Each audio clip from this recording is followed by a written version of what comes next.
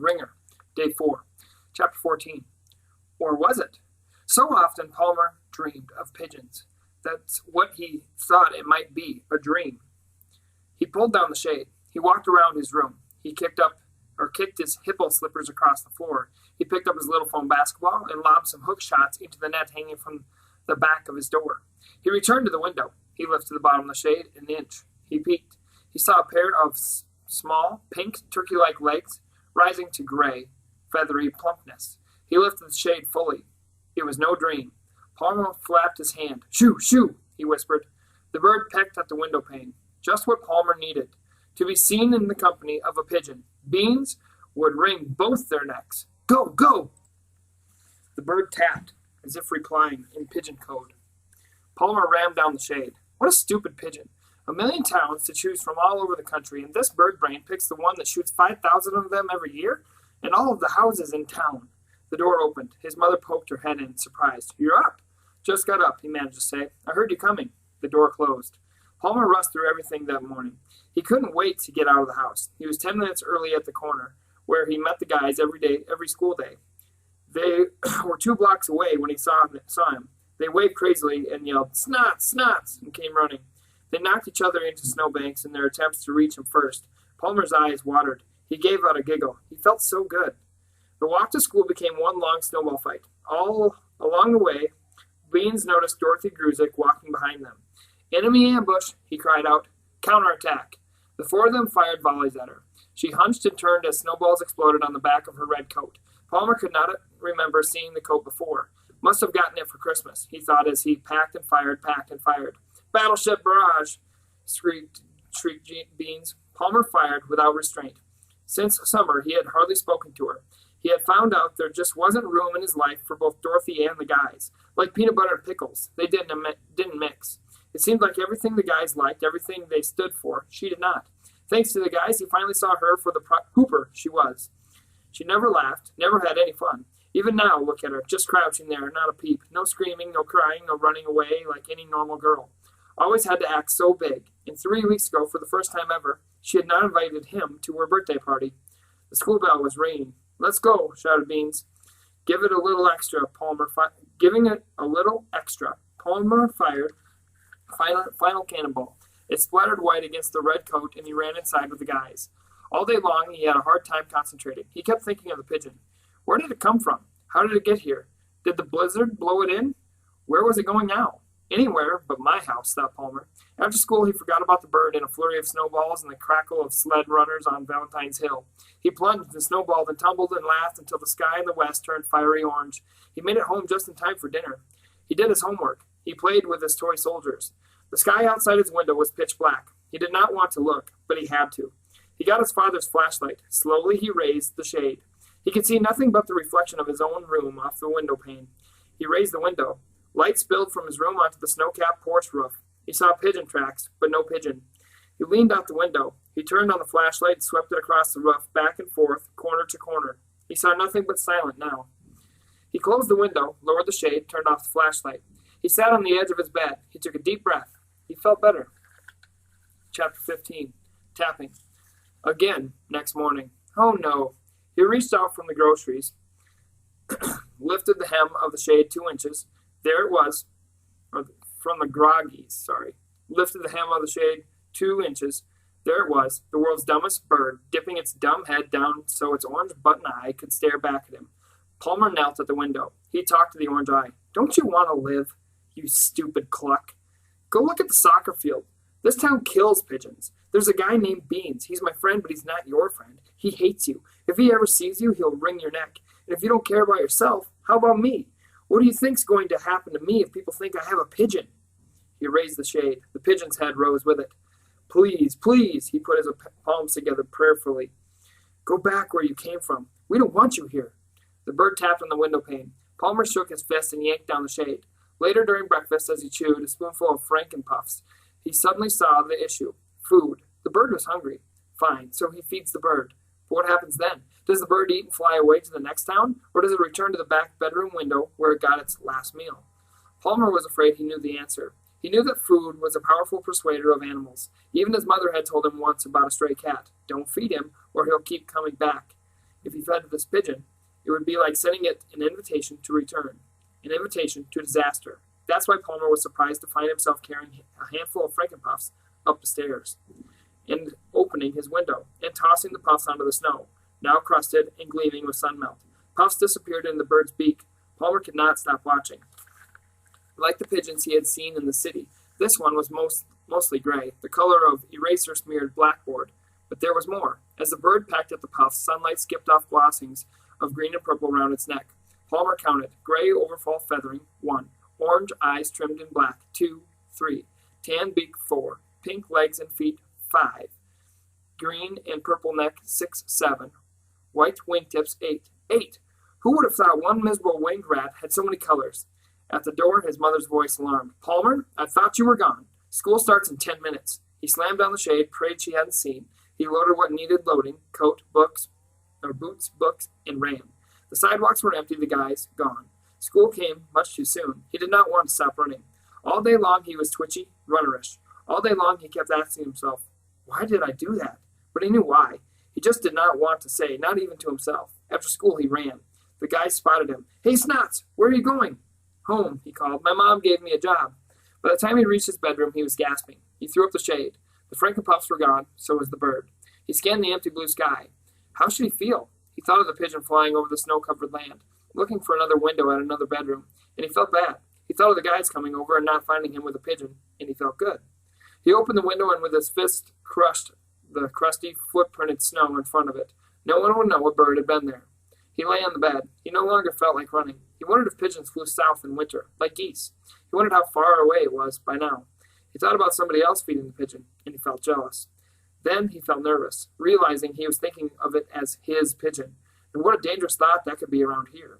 He got up. He got down his shoulders, but didn't feel like playing. He put them back. He shot some baskets. He turned on the TV.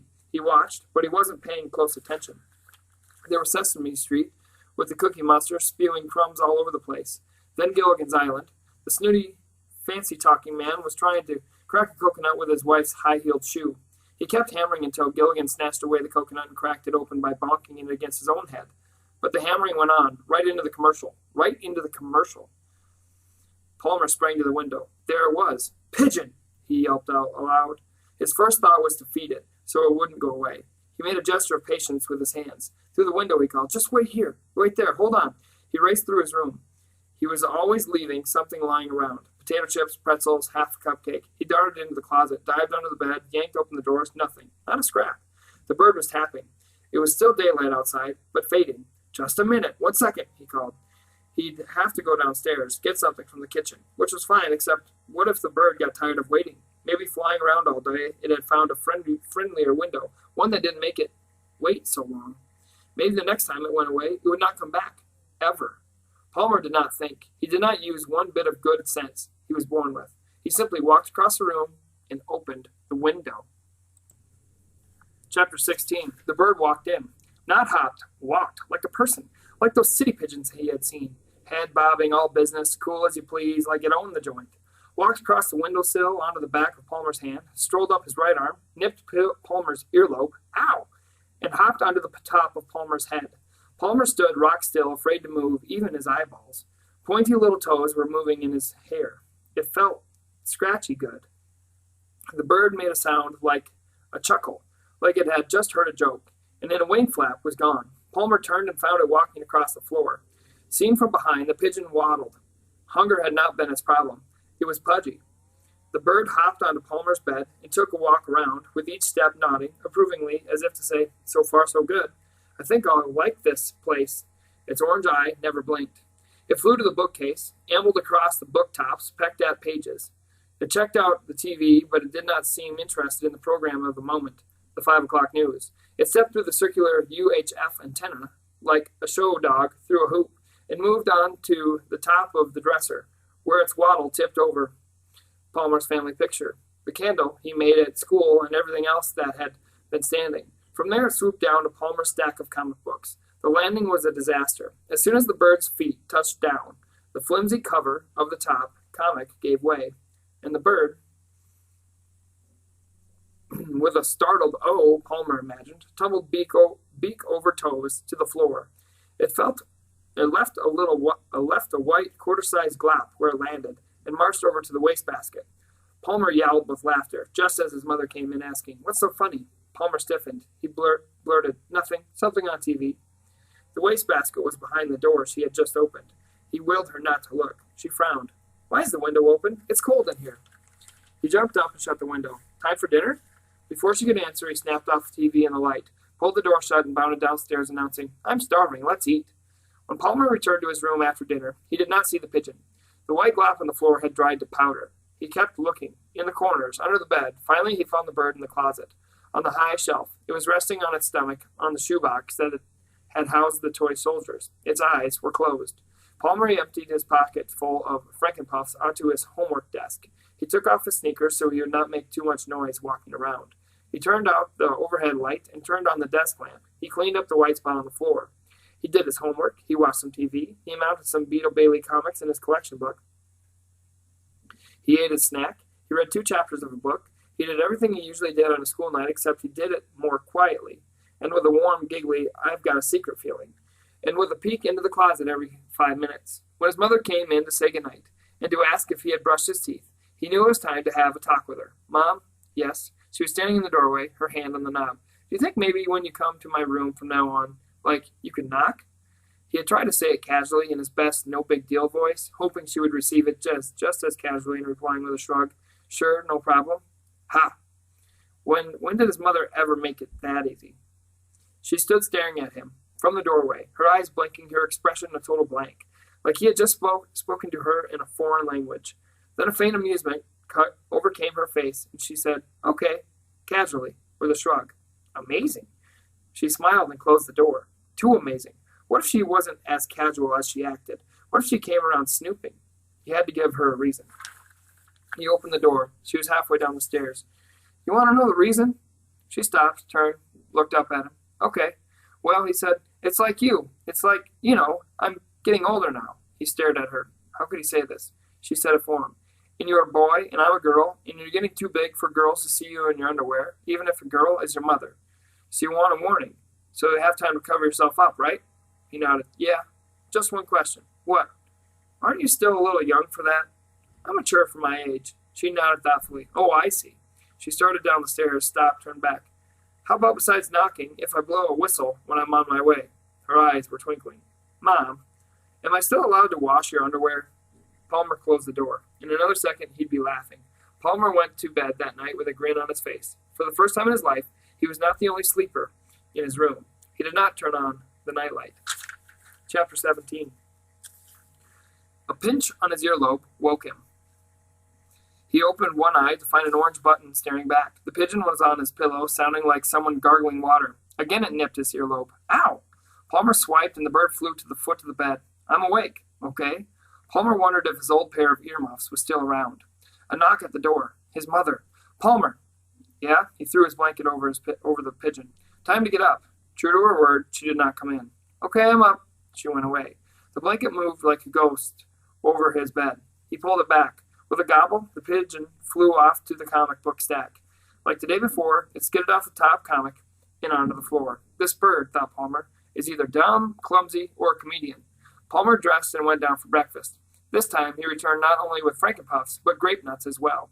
He spread the cereal on the snow outside his window. The pigeon did not have to be coaxed. It flew out the window and attacked the food. Over the next week, Palmer got better acquainted with the pigeon and adjusted his own life to take his new friend into account. From the library at school, he borrowed a book about pigeons.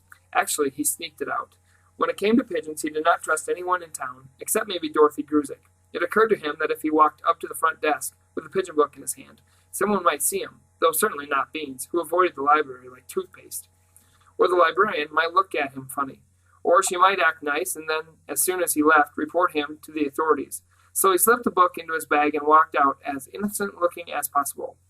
He had it back on the shelf in 2 days. From the book he learned that pigeons go to sleep as soon as the sun goes down. This was called roosting.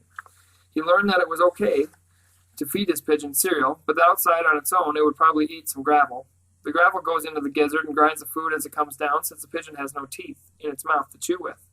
He learned that a pigeon isn't very fussy about what it eats, because its tongue has only 37 taste buds. He learned that a pigeon's heart is about the size of an acorn, and that a pigeon's heart, as measured against the size of its body, is one of the largest hearts in creation.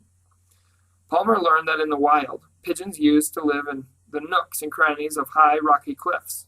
When they came to this country, they headed for the things that looked like high, rocky cliffs to them, which happened to be tall buildings and skyscrapers.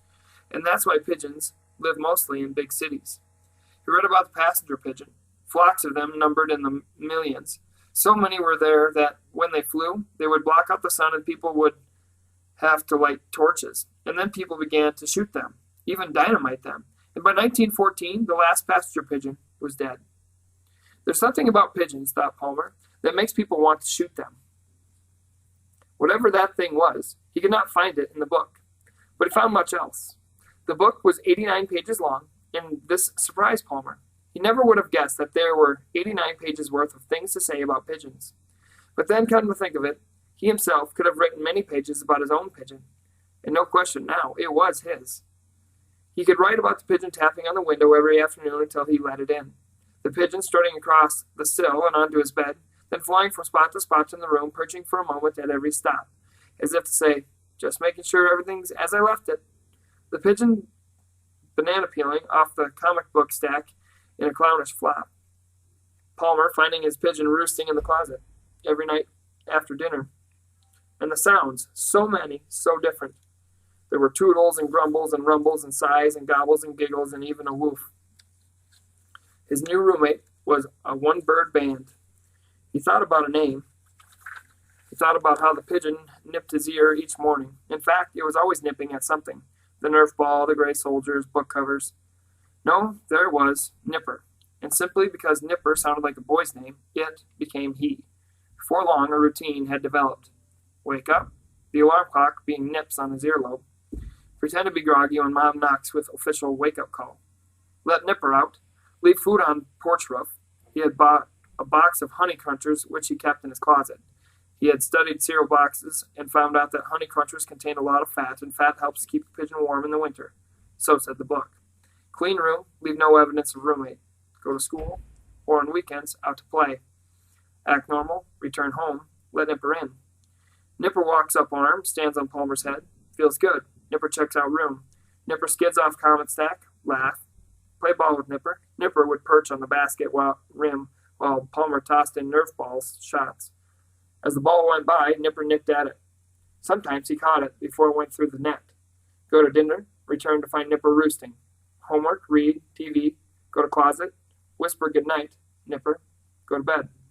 The hardest part of the routine came each day when he left the house. Act normal. How was he supposed to act normal in a town that murdered pigeons?